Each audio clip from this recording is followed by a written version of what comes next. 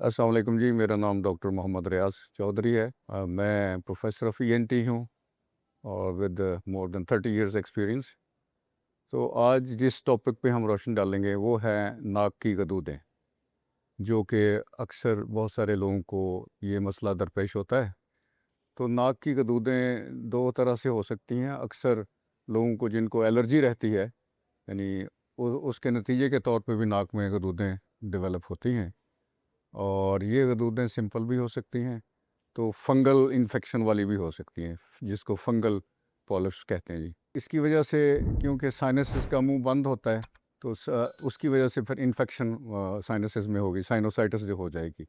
और गदूदें इटसेल्फ जो है नाक को बंद करती हैं, तो उससे भी बहुत बेजारी होती है। जब भी ये अगर साइनसेस छोटे ही हों और एलर्जी की वजह से हों, तो एलर्जी के कंट्रोल से और कुछ स्टीरॉयड स्प्रे से और या ओरल स्टीरॉयड देने से ये इन पे काबू पाया जा सकता है। लेकिन जब एक साइज़ से बड़ी हो जाएं एलर्जिक पॉलिप्स, तो फिर उनको ऑपरेट करना पड़ता है, और इनका ऑपरेशन जो है वो फेस कहलाता है, जो एंडोस्कोपिक कैमरे की वजह से के ज़रिए किया जाता है। आजकल ये लेटेस्ट तरीका है उसका।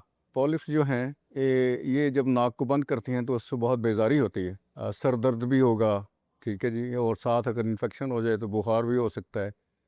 तो हर वक्त इसका भारीपन चेहरे का, तो उससे खासी बेजारी होती है, और लोग इससे निजात चाहते हैं।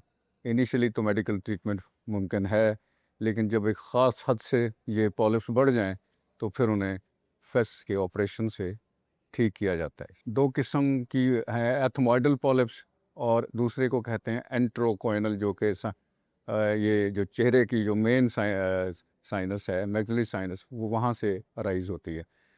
तो क्योंकि जो एथमॉइडल पॉलिप्स हैं, वो उसकी वजह अक्सर एलर्जी होती है, तो उसमें साथ साथ एलर्जी का कंट्रोल और स्टीरॉयड भी उसमें उनका इस्तेमाल होता है। जबकि एंट्रोकोइनल पॉलिप, उसका उससे एंटीबायोटिक्स दी जाएंगी और इसी तरह ऑपरेशन होगा। तो ये जो है इन पॉलिप्स के मतलब ये है कि मैनेजमेंट है।